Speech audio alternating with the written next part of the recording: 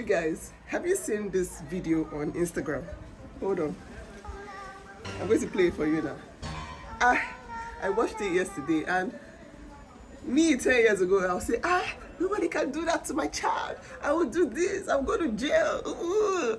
You guys, I remember something that happened to Eliana, and I want to share that story because somebody bullied my daughter in school, and this is the perfect way to handle bullies, because I'm not the one that's going to train your child for you.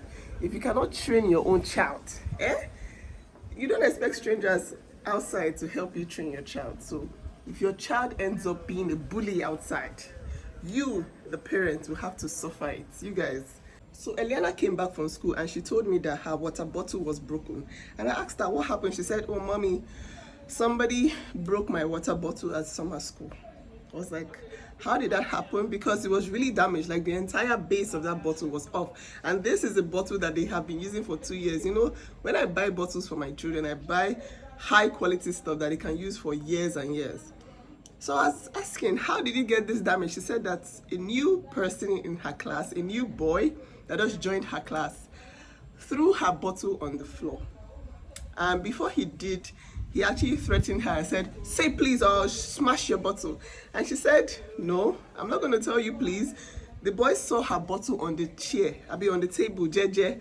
The boy just came and wanted to bully her and said, "Say please or I'll throw your bottle on the floor." She said no, she's not going to say please, and he should not touch her bottle. This boy took the bottle and smashed it on the floor, thereby breaking the base of the bottle. When she came home, she told me that, "Mommy, this boy broke my bottle." I was like, okay, fine. So I called her class teacher. I told him what happened. I told him, just give me the number of this boy, his father or mother, any of the parents. And so in a couple of minutes, the father called me because the teacher had told the father everything that happened. The boy was already home. So I spoke to the man, the father of the boy, and said, "Please, I'm going to send you my account number. I don't want any arguments." I told him, "This bottle your son broke is 60 pounds. And I want you to transfer 120,000 naira to me in the next 1 hour. Otherwise, I'm going to report your son to the police." This guy was like, he thought I was joking, but I sent this guy my account number and said he has to transfer 120,000. I sent him the photo of my daughter's water bottle, the price of that water bottle, and said he needs to return that money to me immediately because his son broke my daughter's water bottle. That's what the man, I was hearing this man shout at his son on the phone. He was furious. He was like, "What?" The next day, so eventually the teacher, when I did that, I felt like, oh my gosh, I don't even need to be the one to shout at anybody's child. Because why would you train your children to be bullying another child outside?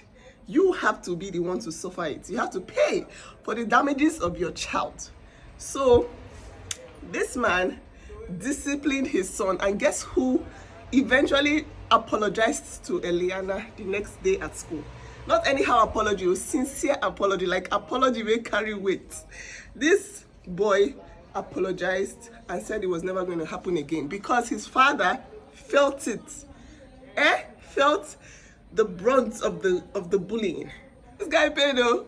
But seriously, you need to stop tolerating the parents. The parents, go, they are the ones that need to suffer what their children have become.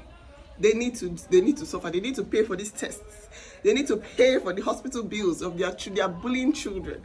They need to be the ones to suffer and you also need to teach your children to defend themselves. Listen, my daughter is the youngest girl in her class. She's the youngest child, but she doesn't look her age. She's 8 in a class of 10-year-olds, but she's really smart. So you won't know because she's very tall, and she's actually taller than most 10-year-olds. But one thing you will never be able to do is bully her. Because from home, you have taught her that, listen, if anybody tries to make you feel less than who you are, first of all, tell them who they are. You are a star, you are a goddess, you are who you think you are. And if anybody tries to bully you outside, you need to remind them of who you are. Don't be the first person to attack anyone. Always be the person to defend. And honestly, nobody has been able to try nonsense with my children. They are calm, very calm. But you see, when you want to bully, no. Now teach them to defend themselves with their mouth. Teach them to remove themselves from danger. Teach them that nobody has the right to say anything about your physical appearance. Nobody has the right to make you feel bad about who you are, who you were born as, because you don't have the power over those things. And anybody who tries to make you feel down is a bully, and they need to be reported. So my children are fast to report. Any small thing that happens at school, I know first, because that's how I trained them. And you should also train your children, because if your child bullies my child, you will pay, my brother. You will do tests there. I would, because I'm a healthcare professional, I would claim all the tests in the world. By the time you spend enough money, you will have to go and train your child.